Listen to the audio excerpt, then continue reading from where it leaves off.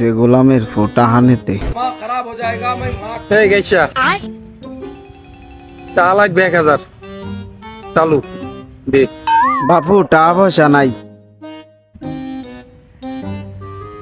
নতুন একটা মাল পড়াইছি আর আজকে ঘুরতে যাইতে হইবে।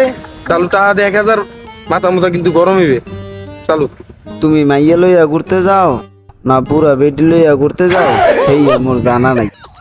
অত কথা বাদ, দেখ কাইসা মোর যদি আজকে টাকা না দাও তাহলে তোমার খোয়ারের যে দুইটা গরু আছে এই গরু দুটো বিপদে পড়বে। মুই আগেই কইয়া রাখলাম। এ আলার তো এখন আবার খড় গরুর দিকে নজর দেছো, একবারে শেষ করে এলাম কিন্তু। হালার ফালা মুই একটা কথা কই গোল।